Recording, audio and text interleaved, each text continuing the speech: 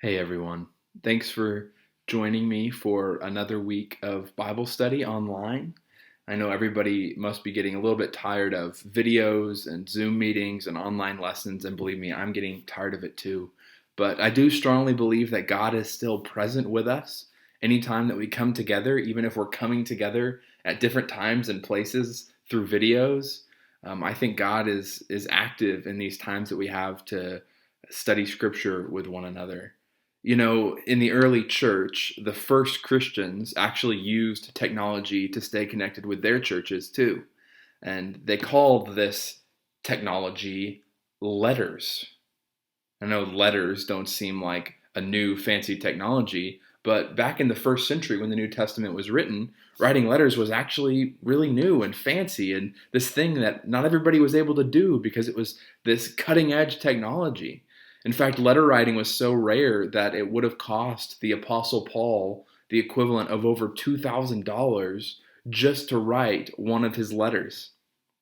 But Paul was willing to make that sacrifice and use that technology to communicate with his churches even when he couldn't be there in person. So letters like 1st and 2nd Corinthians and Romans and Galatians and Ephesians, all of those are written as letters. And that was this new fancy technology. Um, so I think we're in some ways in good company as we try to use technology to connect with one another, even at a distance. But I do know that it can be exhausting, so I'm glad that y'all are bearing with me. This week, we're going to be wrapping up our study in Luke chapter 24. Ever since Easter, we've been looking at the stories from Luke's gospel that take place right after Jesus is raised from the dead. It's the last chapter in Luke, and we've been thinking about what it means for us to meet the risen Jesus in the world around us. In the last couple of weeks, I've asked y'all to be on the lookout for where Jesus is around you. And what I'd like you to do right now is press pause on this video and answer this question. Where have I seen Jesus in my life in the last 2 weeks? Now, if you're watching this with other people, you can answer that question all together out loud. If you're watching it on your own, you can just write it down on a piece of paper or make a note on your phone. But where have you seen Jesus in your life in the last 2 weeks? Try to think of as many examples as you can. And while you're paused, you might go ahead and run up and grab a Bible if you don't have one handy. But okay, pause.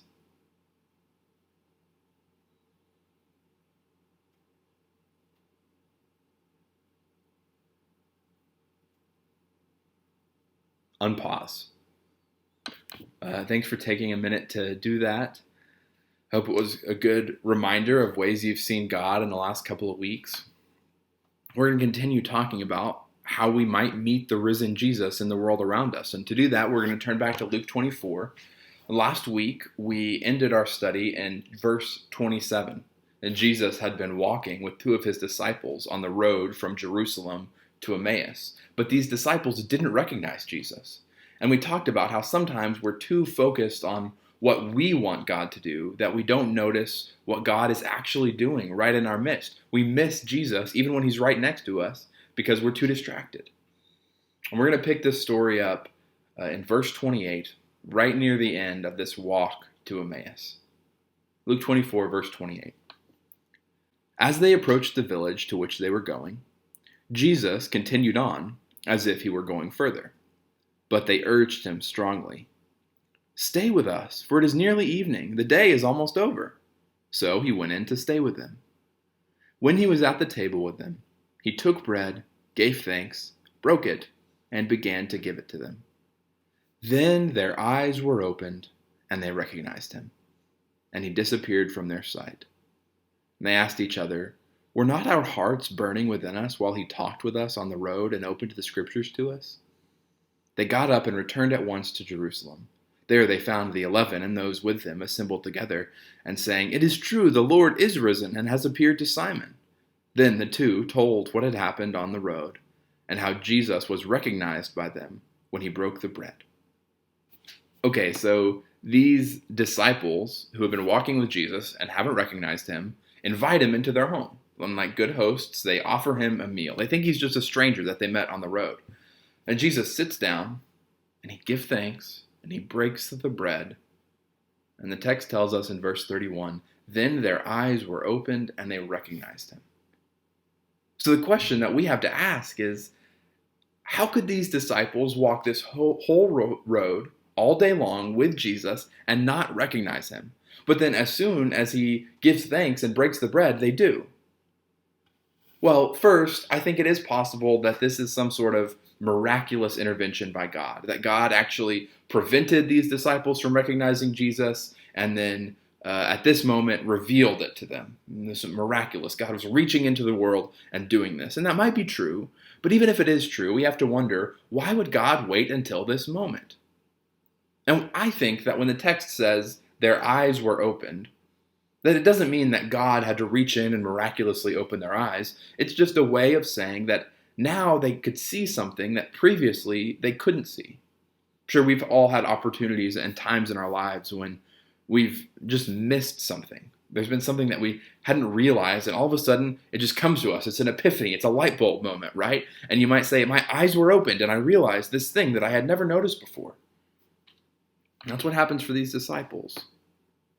And it was around a table, at a meal, that they recognized Jesus.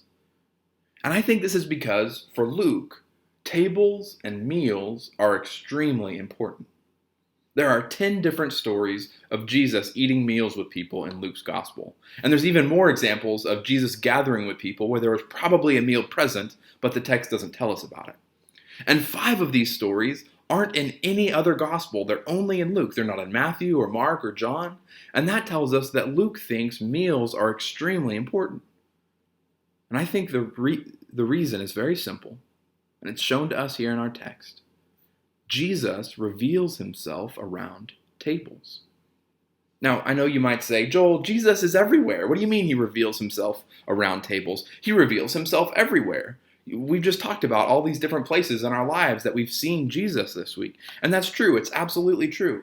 Anywhere and everywhere is a place that God might appear, or a place that you might hear God's voice.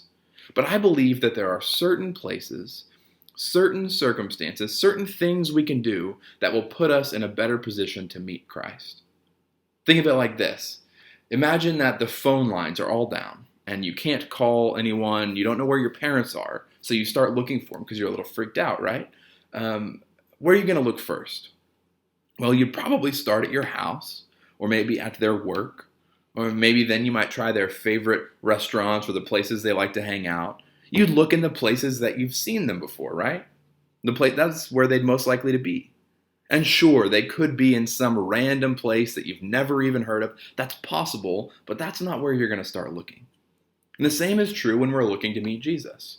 We should look in the places that we know he's been before, the places we know he likes to show up. And sure, he could be anywhere, and he does show up anywhere. But he is also more likely to show up in these certain places that he shows us in the Gospels that he likes to be. And that's where Jesus' disciples expect to meet him. This is one of those places, around a table. The reason Jesus' disciples recognize him for the first time around a table is because they have seen him gather around tables with people so many times.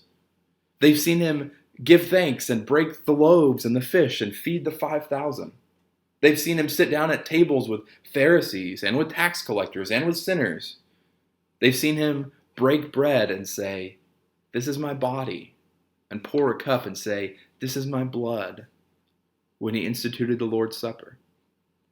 Jesus loves to show up around tables at meal times. He actually does that twice in this chapter, just to really drive home this point. If you take a look at the next story in Luke's Gospel, we can pick back up here reading in verse 36 of chapter 24. While they were still talking about this is the disciples in Jerusalem. While they were still talking about this, Jesus himself stood among them and said to them, "Peace be with you." They were startled and frightened, thinking they saw a ghost. And he said to them, "Why are you troubled? And why did doubts rise in your minds? Look at my hands and my feet. It is I, myself. Touch me and see. A ghost does not have flesh and bones, as you see that I have." When he had said this, he showed them his hands and his feet. And while they still did not believe it because of joy and amazement, he asked them, "Do you have anything here to eat?" They gave him a piece of broiled fish, and he took it and ate it in their presence. So Jesus goes back to Jerusalem where the rest of his disciples are, but when he shows up, they don't believe that it's really him. And he even shows them the wounds in his hands and in his feet where the nails were driven in on the cross. And they still don't recognize him, or they don't believe that he's really risen from the dead. So what does he do? He asks them the one question that they knew would prove who he was. He says, "Do you have anything to eat?" He didn't just ask that because being raised from the dead makes you hungry, although I'm sure that's true. He asked it because he knows his disciples will recognize him at a meal, because that's where he loves to show up. So what I want to do with the rest of our time is to think about what it means for us that Jesus shows up around tables. If that's a place that Jesus likes to appear, how can we prepare ourselves to meet him there? Well, there's a couple of different ways that I think we can do this. There's 3 different ways I want to talk about, and I want to give you some examples of how these things can work in our lives. I want to give you some examples of real practical ways that you can meet Jesus around a table. The first way is through hospitality, which just means being welcoming to other people. If y'all remember from our study of Genesis a few months ago, actually it felt like a million years ago before the world stopped. When we were studying Genesis, we read about Abraham and the 3 visitors who turn out to be God himself, or messengers of God. And Abraham prepared a meal for them, even though they were strangers. He extended hospitality, welcoming them into his home. And one way that we can practice hospitality around tables is by welcoming other people into our homes to share meals with us.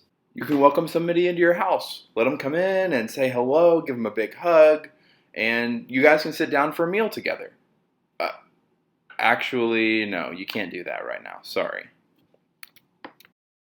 But just because we can't welcome others into our home doesn't mean we can't be hospitable to people who are already in our home. Being hospitable is just being welcoming, being gracious, making other people feel relaxed and at peace. And there's a lot of ways we can do that, but one way I'd recommend to you this week would be to clean up after a family meal, clear the table, wash the dishes for everyone.